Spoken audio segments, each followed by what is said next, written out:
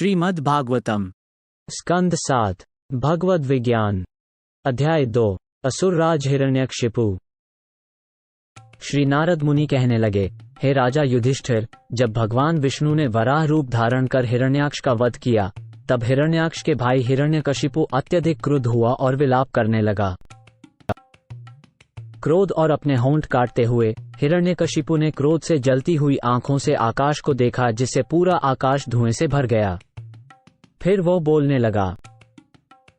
अपने भयानक दांत, उग्र दृष्टि और तनी हुई भौहों को दिखाते हुए, देखने में भयावह, वो अपने त्रिशूल को उठाए हुए था और अपने इकट्ठा हुए दुष्ट साथियों से इस प्रकार बोला। अरे दानव और दैत्यों, अरे द्विमूर्ध, त्रयक्ष, शंबर और शतबाहु, अरे हयग्रीव, नमुची, पाक और इलवल, अरे विप्रचित्ति, पुलोमन, शकुन और अन्य असुरों, तुम सब जरा मेरी बात को ध्यान से सुनो और फिर बिना देरी करे मेरे कहे अनुसार कार्य करो।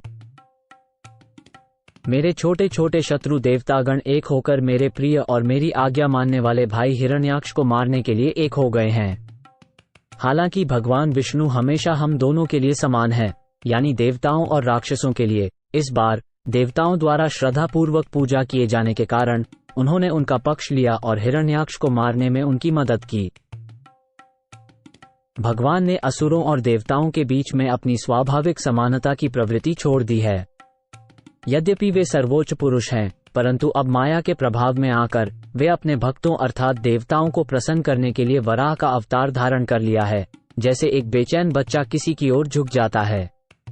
इसलिए मैं अपने त्रिशूल से भगवान विष्णु के सिर को उनके शरीर से अलग कर दूंगा और उनके शरीर से निकले प्रचुर रक्त से अपने भाई हिरण्याक्ष को प्रसन्न करूंगा, जिसे उनके रक्त को चूसना पसंद था।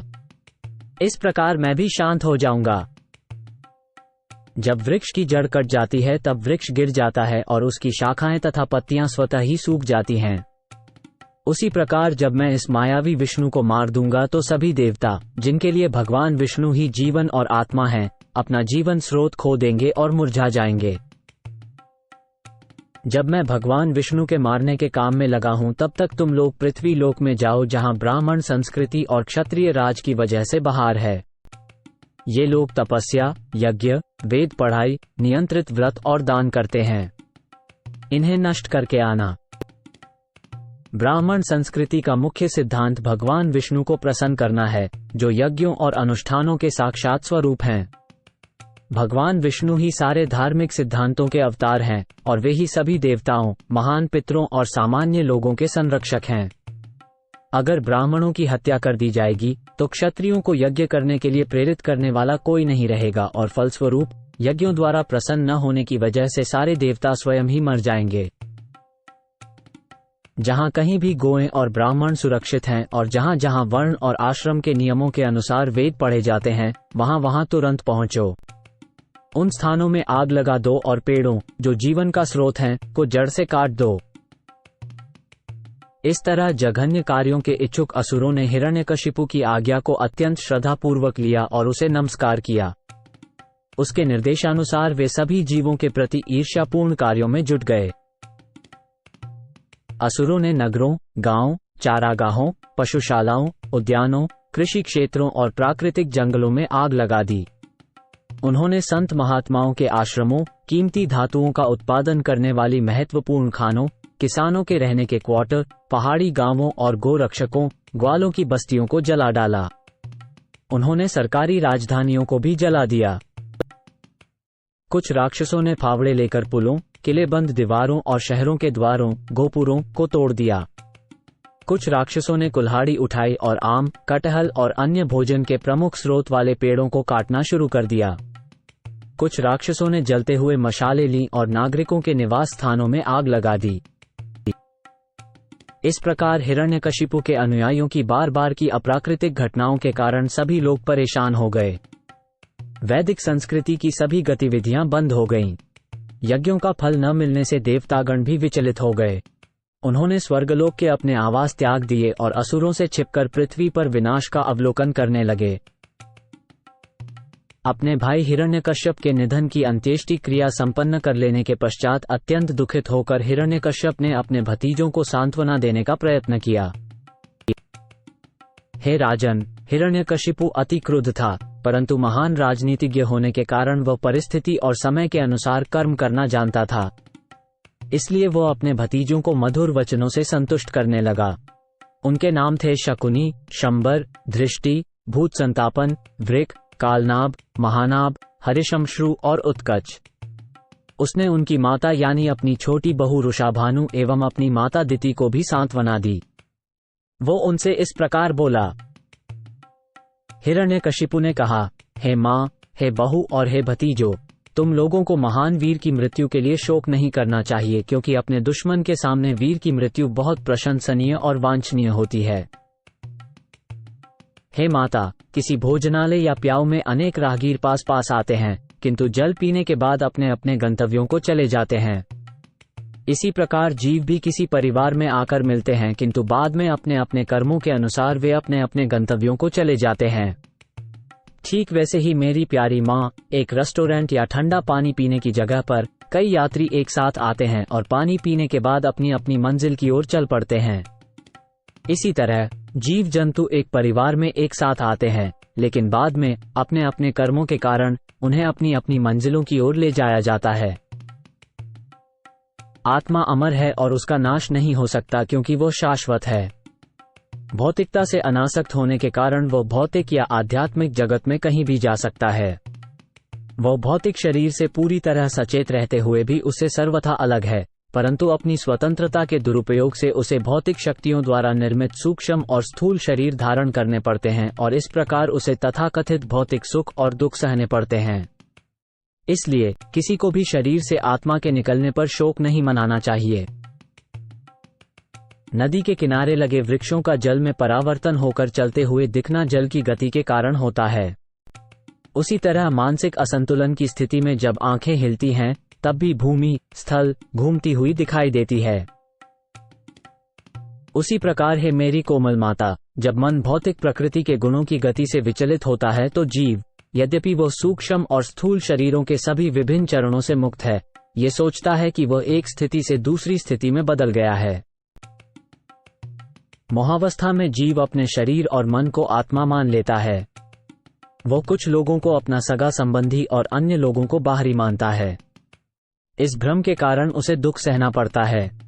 निस्संदेह ऐसी मनोभावनाओं का संचय ही सांसारिक दुख और तथाकथित सुख का कारण बनता है। इस प्रकार बद्ध आत्मा को विभिन्न प्रजातियों में जन्म लेना पड़ता है और विभिन्न चेतनाओं में कर्म करना पड़ता है, जिससे नए शरीरों का निर्माण होता है। इस निरंतर भौतिक जीवन को संसार कहा जाता है। जन्म, मृत्यु, शोक, मूर्खता और चिंता, ये सभी भौतिक विचारों के कारण होते हैं। इस तरह हम कभी सही ज्ञान प्राप्त करते हैं तो कभी जीवन की गलत धारणा के शिकार बन जाते हैं। इस प्रसंग की व्याख्या करने हेतु एक प्राचीन इतिहास से एक उदाहरण दिया जा रहा है। यह उदाहरण यमराज और एक मृत व्यक्ति के मित्रों के बीच की वार्ता पर आधारित है। कृपया इसे ध्यान से सुनें। उशीन नामक राज्य में सुयज्ञ नाम का एक प्रसिद्ध राजा था। दुश्मनों द्वारा युद्ध में जब वो राजा मारा गया तो उसके रिश्तेदार मृत शरीर के चारों ओर बैठ गए और अपने दोस्त की मौत पर शोक व्यक्त करने लगे। वध किया हुआ राजा युद्धस्थल में लेटा हुआ था। उसका सुनहरा रत्नजटित कवच नष्ट हो गया था। उसके आभूषण और हार अपने अपने स्थान से अलग हो गए थे। उसके बाल बिखरे हुए थे और उसकी आंखों में चमक नहीं थी। उसका पूरा शरीर खून से सना हुआ था और उसका हृदय दुश्मनों के तीरों से छिद गया था। मरते समय उसने अपना पराक्रम दिखाना चाहा, इसलिए उसके होंठ दांतों से काट कर भिंच गए थे और दांत उस स्थिति में थे। उसका कमल के समान सुंदर चेहरा अब काला पड़ गया था और युद्धभूमि की धूल से भरा था। तलवार और अन्य हथियारों से युक्त उसकी भुजाएं कटकर टूट गई थीं। जब उशीन के राजा की रानियों ने अपने पति को इस स्थिति में पड़ा देखा तो वे रोने लगीं, हे प्रभु, तुम्हारे मारे जाने से हम भी मर चुकी हैं। ये शब्द बार बार दोहराते हुए वे अपनी छाती पीट पीट कर मृत राजा के चरणों में गिर पड़ीं। ये सुनकर रानियों के मुंह से ऊंचे स्वर में चीख निकल पड़ी और उनके आंसू उनके सीने पर बहने लगे, जहां वे कुमकुम की पाउडर से रंगे हुए थे, और फिर उनके पति के चरणों में गिर गए। उनके बाल बिखर गए, उनके आभूषण गिर गए और दूसरों के दिलों से सहानुभूति जगाते हुए रानियां अपने पति की मृत्यु पर शोक प्रकट करने लगीं। हे प्रभु, अब आपको क्रूर विधाता ने हमारी दृष्टि से हटा दिया है। पहले आप उशीना के निवासियों को जीविका प्रदान करते थे जिससे वे सुखी थे, पर अब आपकी दशा उनकी दुख का कारण बन गई है। हे राजा, हे वीर, आप एक बहुत ही आभारी पति थे और हम सभी के सबसे ईमानदार दोस्त थे। आपके बिना हम कैसे रह पाएंगे? हे वीर, आप जहां भी जा रहे हैं, कृपया हमें वहां का निर्देशन करें ताकि हम आपके पद चिन्हों का अनुसरण कर सकें और फिर से आपकी सेवा में लग सकें। हमें भी अपने साथ ले चलें। यद्यपि शव जलाने का सही समय हो गया था, किंतु रानियां शव को अपनी गोद में रखकर विलाप करती रहीं और उसे ले जाने की अनुमति नहीं दी। इसी बीच सूर्य पश्चिम में अस्त हो गया। जब रानियां राजा के मृत शरीर पर विलाप कर रही थीं तो उनका जोर जोर से रोना यमलोक तक भी सुनाई दे रहा था। इसीलिए यमराज ने एक बच्चे का रूप धारण किया और मृतक के परिजनों के पास पहुंचकर उन्हें इस प्रकार से उपदेश दिया। श्री यमराज ने कहा, ओह, ये कितना विस्मयकारी है। ये लोग जो मुझसे वय में बड़े हैं, उन्हें ये अनुभव है कि अनगिनत प्राणियों ने जन्म लिया और मृत्यु को प्राप्त हुए। इससे उन्हें समझना चाहिए कि उन्हें भी मृत्यु को स्वीकार करना पड़ेगा, पर वे फिर भी मोह माया में फंसे रहते हैं। जीव प्रकृति के नियमों से बंधा हुआ एक अज्ञात स्थान से आता है एवं मृत्यु के बाद उसी अज्ञात स्थान को लौट जाता है। इस नियम का कोई अपवाद नहीं है, तो ये लोग ये जानते हुए भी बेकार ही विलाप क्यों करते हैं? ये कितना विस्मयकारी है कि इन वृद्ध महिलाओं में भी हमारे जैसी कोई उच्चतर जीवन की समझ नहीं है। निःसंदेह हम अत्यंत भाग्यशाली हैं, क्योंकि हालांकि हम बच्चे हैं और अपने माता पिता द्वारा जीवन संघर्ष में असुरक्षित छोड़ दिए गए हैं, और यद्यपि हम अत्यंत निर्बल हैं, तो भी हिंसक पशुओं ने न तो हमें खाया न नष्ट किया। इस प्रकार हमें दृढ़ विश्वास है कि जिस परमेश्वर ने हमें माता के गर्भ में भी सुरक्षा प्रदान की है, वही हमारी सर्वत्र रक्षा करते रहेंगे। उस बालक ने उन स्त्रियों को संबोधित किया, हे अबलाओ, उस सर्वोच्च व्यक्तित्व के ईश्वर, जो कभी कम नहीं होता है, की इच्छा से ही पूरे ब्रह्मांड का निर्माण, रक्षा और विनाश होता है। यह वेदों की शिक्षा है। ये भौतिक सृष्टि, जिसमें चल और अचल तत्व शामिल हैं, बस उन्हीं के खिलौने की तरह है। सर्वोच्च भगवान होने के कारण वे इसे नष्ट करने और इसकी रक्षा करने में पूरी तरह सक्षम हैं। कभी कभी एक व्यक्ति अपना धन सड़क पर खो देता है, जहां उसे कोई भी देख सकता है। फिर भी उसका धन भाग्य के कारण सुरक्षित रहता है और कोई उसे देख नहीं पाता है। इस तरह अपना धन खोने वाला व्यक्ति उसे वापस पा लेता है। दूसरी ओर, यदि ईश्वर सुरक्षा प्रदान नहीं करते, तो घर में रखा हुआ बहुत अधिक सुरक्षित धन भी खो जाता है। यदि सर्वोच्च मालिक किसी की सुरक्षा करते हैं, तो उसका कोई रक्षक न होते हुए भी और जंगल में रहने पर भी वो जीवित रहता है, जबकि घर पर रिश्तेदारों और अन्य लोगों से सुरक्षित रहते हुए भी कभी कभी व्यक्ति की मृत्यु हो जाती है। कोई भी उसकी रक्षा नहीं कर पाता। प्रत्येक बद्ध आत्मा को उसके कर्मों के अनुसार अलग अलग प्रकार का शरीर मिलता है, और जब वह अपना कार्य समाप्त कर लेता है, तो उसका शरीर भी समाप्त हो जाता है। हालांकि आत्मा विभिन्न योनियों में भिन्न भिन्न प्रकार के सूक्ष्म और स्थूल शरीरों में निवास करती है, लेकिन वो उनसे बंधी नहीं रहती, क्योंकि यह हमेशा व्यक्त शरीर से पूर्ण रूप से अलग मानी जाती है। जिस प्रकार एक गृहस्वामी अपने घर से भिन्न होते हुए भी अपने घर को अपने समान समझता है, उसी तरह अज्ञान के कारण बद्ध आत्मा इस शरीर को स्वयं समझती है, हालांकि शरीर आत्मा से वास्तव में अलग है। ये शरीर पृथ्वी, जल और अग्नि के अंशों के मिलने से प्राप्त होता है, और जब वे समय के साथ बदलते हैं तो शरीर नष्ट हो जाता है। आत्मा को शरीर के इस सृजन और विनाश से कोई लेना देना नहीं है। जैसे अग्नि लकड़ी में रहती है, परंतु उसे लकड़ी से अलग माना जाता है, जिस प्रकार वायु मुंह और नासिका के अंदर रहती है, लेकिन उनसे अलग मानी जाती है, और जैसे आकाश सर्वव्यापी होते हुए भी किसी वस्तु से नहीं मिलता, उसी प्रकार जीव भी, जो भौतिक शरीर में कैद है, उसका स्रोत होते हुए भी उससे अलग है। यमराज ने आगे कहा, हे विलाप करने वालों, तुम सभी मूर्ख हो। तुम जिस सुयज्ञ नामक व्यक्ति के लिए विलाप कर रहे हो, वो तुम्हारे सामने अभी भी लेटा हुआ है। वो कहीं नहीं गया। तो फिर तुम्हारे विलाप का क्या कारण है? पहले वो तुम्हारी बातें सुनता था और उत्तर देता था, लेकिन अब उसे न पाकर तुम लोग शोक कर रहे हो। यह विरोधाभासी व्यवहार है, क्योंकि तुमने वास्तव में उस व्यक्ति को शरीर के अंदर कभी नहीं देखा, जो तुम्हें सुनता और उत्तर देता था। तुम्हें शोक करने की आवश्यकता नहीं है, क्योंकि तुम जिस शरीर को हमेशा देखते आए हो वो तुम्हारे सामने पड़ा हुआ है। शरीर में सबसे महत्वपूर्ण तत्व प्राण है, पर वो भी ना सुनने वाला है और ना बोलने वाला। यहाँ तक कि प्राण के भी परे आत्मा भी कुछ नहीं कर सकती, क्योंकि वास्तविक रूप से परमात्मा ही सबका संचालक है और वो जीव आत्मा के साथ मिलकर काम करता है। शरीर की गतिविधियों को संचालित करने वाला परमात्मा शरीर और प्राण से अलग है। 5 भौतिक तत्व, 10 इंद्रियां तथा मन मिलकर स्थूल और सूक्ष्म शरीरों के विभिन्न अंगों का निर्माण करते हैं। जीव इन भौतिक शरीरों के संपर्क में आता है, जो उच्च या निम्न श्रेणी का हो सकता है। बाद में अपनी शक्ति से इन शरीरों को छोड़ देता है।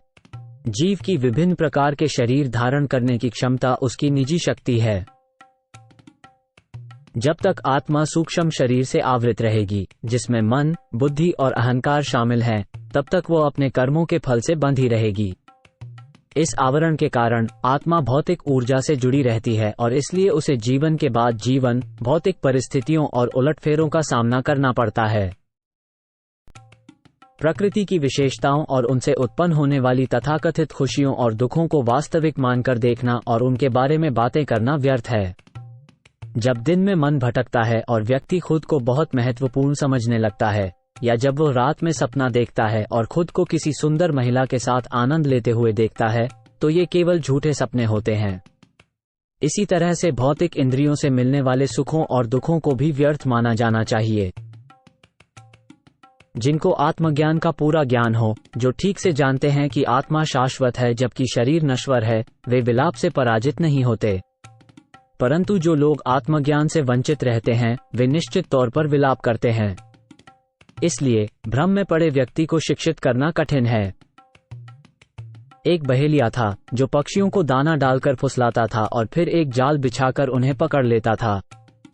जी रहा था मानो पक्षियों के हत्यारे की तरह स्वयं मौत ने उसे नियुक्त किया हो। जंगल में भटकते समय उस बहेलिया की दृष्टि कुलिंग पक्षियों के एक जोड़े पर पड़ी। उन दोनों में से मादा पक्षी बहेलिया के फंदे में फंस गई। हे सुयज्ञ की देवियों, नर कुलिंग पक्षी जब अपनी पत्नी को भाग्य की दया पर विपत्ति में पड़ा देखता है तो वो बहुत दुखी होता है। पति के ममतावश दुखी पक्षी अपनी पत्नी को मुसीबत से नहीं निकाल पाता और इसलिए वो उसके लिए विलाप करने लगता है। हाय, विधाता कितना क्रूर है।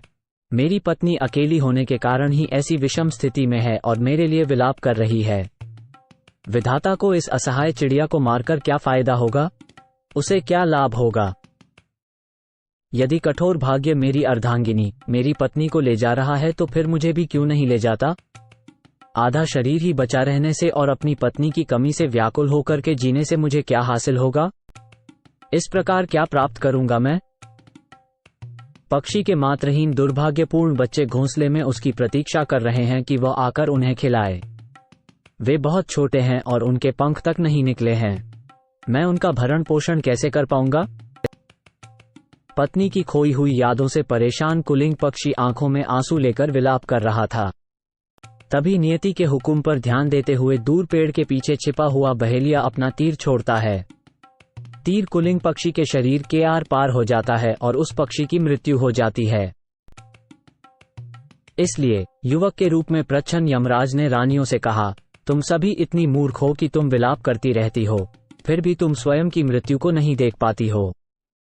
ज्ञान की कमी के कारण तुम यह नहीं जान पाती हो कि यदि तुम सैकड़ों वर्षों तक भी अपने मृत पति के लिए विलाप करती रहोगी तो भी तुम उसे दोबारा जीवित नहीं कर पाओगी और इस बीच तुम्हारा जीवन समाप्त हो जाएगा।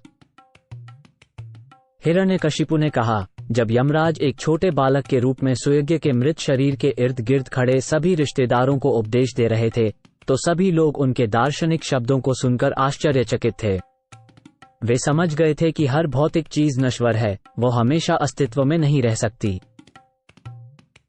बालक के रूप में यमराज ने सुयज्ञ के सभी मूर्ख संबंधियों को उपदेश दिए और फिर उनकी दृष्टि से ओझल हो गए। तत्पश्चात राजा सुयज्ञ के संबंधियों ने अंतिम संस्कार संबंधी हिंदू रीति रिवाजों को पूरा किया। इसलिए तुम में से किसी को भी शरीर की हानि के लिए, चाहे वो तुम्हारा अपना शरीर हो या दूसरों का, दुख या परेशानी नहीं होनी चाहिए। ये केवल अज्ञानता है जिससे व्यक्ति शारीरिक अंतर करता है, ये सोचकर कि मैं कौन हूं, दूसरे लोग कौन हैं, मेरा क्या है, दूसरों का क्या है। श्री नारद जी ने आगे बताया, हिरण्यकशिपु और हिरण्याक्ष की माता दिति ने अपनी पुत्रवधू हिरण्याक्ष की पत्नी ऋषाभानु के साथ हिरण्यकशिपु के उपदेशों को सुना। तब उसने अपने पुत्र की मृत्यु के शोक को भुला दिया और अपने मन और ध्यान को जीवन के सच्चे दर्शन को समझने में लगा दिया।